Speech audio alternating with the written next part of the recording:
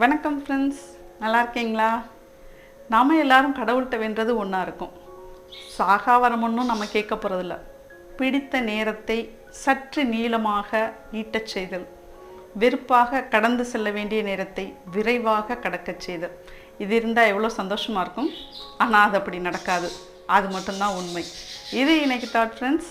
வாங்க வீடியோக்குள்ளே போகலாம். ஃப்ரெண்ட்ஸ், நம்ம இன்றைக்கி செட்டிநாடு ஃபேமஸ் பாசிப்பருப்பு உருண்டை பார்க்க போகிறோம். இது ரொம்ப உடம்புக்கு சத்தானதுங்க. நிறையா பேருக்கு இது ரொம்ப பிடிக்கும். அதுலேயும் இன்றைக்கி ரொம்ப சத்தாக்குறதுக்கு நம்ம என்ன பண்ணுறோம் அப்படின்னா, அந்த பாசி பயரே இன்றைக்கி யூஸ் பண்ணி இந்த மாவு உருண்டை செய்ய போகிறோம். நான் 1/2 கிலோ பாசி பயிறு எடுத்திருக்கேங்க. இது தோலோடு சாப்பிடும்போது ரொம்ப சத்தானது, அது உங்களுக்கே தெரியும். நிறையா பேர் இதில் அந்த பாசி பருப்பில் பண்ணுவாங்க. இன்றைக்கி நம்ம பயரில் பண்ணுறோம், பச்சை பயிர்லையே. இது நிறையா குழந்தைங்களுக்கு பயர்லாம் சாப்பிட மாட்டேன்னு இருக்கிறவங்களுக்குலாம் இது ரொம்ப நல்லா பிடிச்சு சாப்பிடுவாங்க. ஸோ இதை நல்லா வெறும் வானிலையில் இந்த மாதிரி செவக்க வறுத்துக்கணும். என்ன செவக்கங்கிறீங்க, இது கலர் வேறு மாதிரி இருக்குதுன்னு நினைக்காதீங்க. பாசி பயரை வறுக்கும் போது இந்த கலரில் தான் தெரியும். அந்த கலர் நல்லா க்ரீன் கலர் ஃபுல்லாக சேஞ்ச் ஆகி பாருங்கள், ப்ரௌன் கலரில் இருக்குது. இதை இப்படியே வேறு பாத்திரத்தில் இப்படி ஒரு ஆழமான பாத்திரத்தில் கொட்டி வச்சிங்கன்னு வச்சுக்கிங்களேன், அடியில் வேர்த்துரும், அப்புறம் ஈரமாயிரும். ஸோ நம்ம என்ன பண்ணணும் அப்படின்னோன்னா, நல்லா வறுத்தோன்னே இந்த மாதிரி ஒரு தாம்பலத்தில் போட்டு நல்லா விரித்து வச்சு ஆற விட்டுட்டு அதை போய் மிஷினில் மாவாக திரிச்சிட்டு வந்துடணும். ஸோ இப்போ மாவாக திரிச்சிட்டு வந்தோம்னா அது கலர் பார்த்திங்கன்னா ரெண்டும் மோஸ்ட்லி ஒரே கலராக தான் இருக்கும். அந்த மாவில் 1 கப் எடுத்திருக்கேன். அதில் சுகர் எப்படி சேர்க்குறேன்னா, 1 கப் சுகர்னு எடுத்துக்க முடியாது. ஏன்னா இப்போ பாருங்களேன், 1 கப் சுகரை எடுத்து நான் பவுடராக தான் நம்ம அதில் சேர்க்கணும். ஸோ பவுட்ரு பண்ணுவோம். இப்போ 1 கப்புக்கு 1 கப்பர் மெஷர் பண்ணியிருக்கேன். பட் பவுட்ரு ஆக்கணும்னா அது எப்படி வருதுங்கிறதுல சில நேரம் நம்மளுக்கு டவுட் இருக்கும். 1 கப்பு சுகர் எடுத்தால் அது பவுட்ரு பண்ணோம்னா அது கரெக்டாக 1 கப் இருக்குமா அப்படின்னு.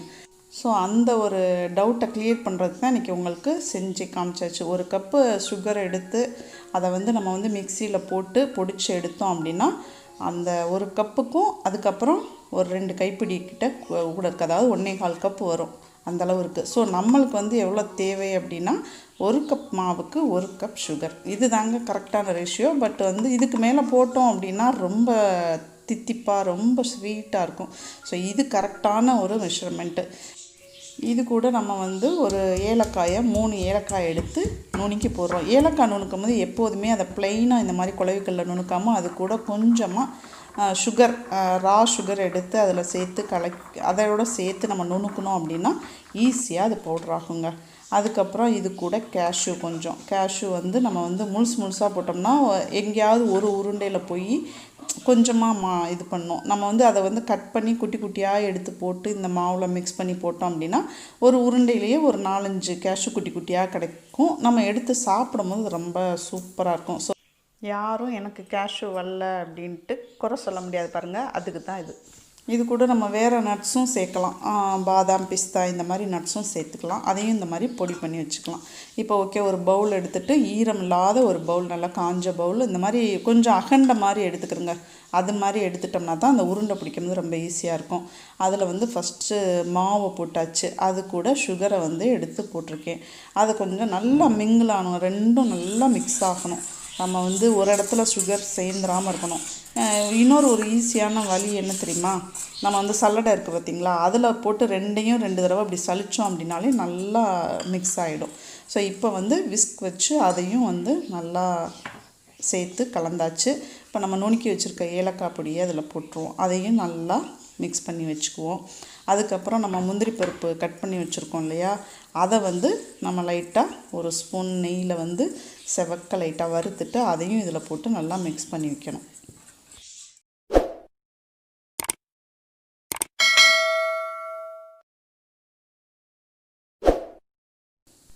இது என்னென்னு பார்க்குறீங்களா? தூக்கு வழியில் வீட்டில் நானே செஞ்ச நெய்ங்க. பசும்பால் வாங்கி அதில் காய்ச்சி ஆடை எடுத்து சேர்த்து வச்சு வெண்ணெய் எடுத்து அதில் செஞ்ச நெய்ங்க. பார்க்கும் போதே செம்மையாக இருக்கும், கலர்ஃபுல்லாக இருக்கும். இதோட லிங்க் இது எப்படி பண்ணுறதுங்கிற லிங்க் நான் கீழே டிஸ்கிரிப்ஷனில் கொடுக்குறேன், போய் பாருங்கள். ஈஸியான மெத்தட் தான்.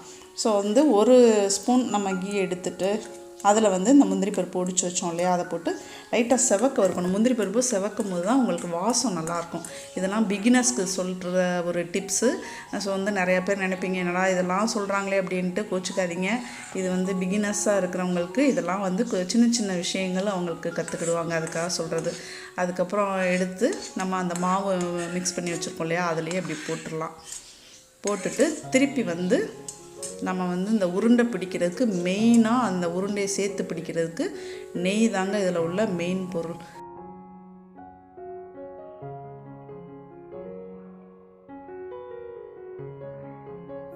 நெய் வந்து நல்லா சூடாகிற மாதிரி பாத்திரத்தில் ஊற்றி சூடு பண்ணி நம்ம மாவு பக்கத்தில் எடுத்து வச்சுக்கணும்.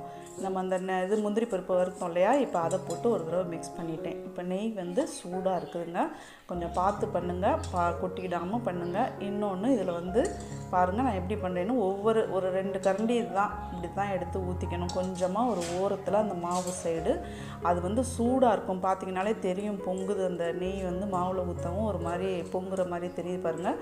இப்படியே நம்ம கையை வச்சோம் அப்படின்னா அவ்வளோதான், நம்ம கை பொங்கிடும்.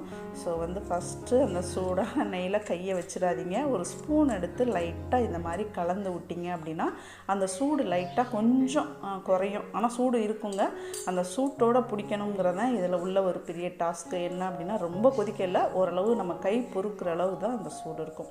அந்த சூட்டோடு நம்ம வந்து எல்லா மாவும் இல்லை, அந்த நெய்க்கு தகுந்தாப்பில் அந்த ஒரு பார்த்திங்கனாலே தெரியும் இந்த அளவு நெய் போதும் அப்படிங்கிற மாதிரி. 2-3 கரண்டி ஊற்றினேன் அந்த கரண்டியில் பாருங்கள். இப்போ மேக்ஸிமம் நம்ம போட்ட 1 கப் மாவில் ஒரு 2 உருண்டைக்கான மாவை தவிர மற்ற எல்லாமே அதில் பெரட்டுற மாதிரி ஆயிடுச்சு. நல்லா நெய்யை வந்து கலந்து விட்டுக்கணும். கட்டி கட்டியாக நெய் வந்து அங்கங்கே சேர்ந்துருச்சுன்னா ஒவ்வொரு உருண்டையிலையும் சில கட்டிகள் போய் சேர்ந்துடும். ஓகேயா, இப்போ பார்த்திங்கன்னா நம்ம எடுத்துகிட்டு அந்த சூட்டோடு நம்ம டக்குன்னு உருண்டை பிடிக்கணுங்க. இப்போ வந்து எனக்கு ஒன்று ஞாபகம் வருது, அது சொல்லியே ஆகணும். எங்கள் அம்மா வீட்டில் இருக்கும்போது பார்த்திங்கன்னா அம்மா எல்லா பக்கமும் பண்ணுவாங்க, கரெக்டாக அந்த உருண்டை மட்டும் அவங்களுக்கு பிடிக்க வராது, கொலக்கட்டை மாதிரி அப்படி பிடிச்சிடுவாங்க. ஸோ அப்போ வந்து என்னை தான் கூப்பிட்டு பிடிக்க சொல்லுவாங்க. அந்த பெருமைமெல்லாம் அப்போலாம் என்னையே தான் சாரும். ஸோ வந்து உருண்டை பிடிக்கிறது ரொம்ப அழகான ஒரு விஷயம். அதை உருண்டையாக பிடிச்சி நம்ம வந்து ஒரு பாத்திரத்தில் அடுக்கி வச்சுட்டு அதுக்கப்புறம் எல்லா உருண்டையும் பிடிச்ச உடனே ஒரு பாக்ஸில், நம்ம ஸ்நாக்ஸ் பாக்ஸில், நல்லா ஏர்டைட் பாக்ஸில் போட்டு நம்ம வெளியிலேயே வச்சிடலாம். 1 மாதம் வரையும் நல்லாவே அப்படியே இருக்குங்க, ஒன்றும் பிரச்சனை இல்லை. ஏன்னா நெய்யெல்லாம் சுத்தமான நெய்யாக இருக்கணும். கையில் வந்து நல்லா நம்ம வாஷ் பண்ணிவிட்டு நல்லா ஈரம் இல்லாத கையில் வந்து நம்ம பண்ணணும். பாத்திரங்களும் ஈரம் இல்லாமல் இருந்துச்சுன்னா செம்மையான ஒரு சூப்பரான ஒரு ஸ்நாக்ஸ் இது. பிள்ளைங்களுக்கு வந்து இந்த பருப்பு சாப்பிட மாட்டேங்கிறாங்க, நெய் யூஸ் பண்ணிக்க மாட்டேங்கிறாங்க அப்படிங்கிற மாதிரி உள்ள பிள்ளைங்களுக்கெலாம் இது ரொம்ப சூப்பரான ஒரு ஸ்வீட்டு. சுகருக்கு பொதுவாக நீங்கள் நாட்டு சக்கரை வெல்லமும் சேர்த்து இதை செய்யலாம். அவ்வளோதான், பார்த்துட்டிங்களா? எல்லாமே வந்து அந்த சூடு முடிகிறதுக்குள்ளே, அதுக்காகத்தான் நான் வந்து கொஞ்சமாக அந்த நெய்யை கலந்துக்க சொன்னேன். நிறையா நெய்யை ஒரே நேரத்தில் கலந்துட்டோம் அப்படின்னா நம்ம உருண்டை பிடிச்சி முடிக்கிறதுக்குள்ளே சூடு ஆறிடும். அந்த உருண்டை வந்து பிடிக்க வராது, பொழுன்னு உதிர்ந்துடும், உருண்டையாக நிற்காது. அப்புறம் மாவாத்தான் அள்ளி சாப்பிடணும் ஃப்ரெண்ட்ஸ்.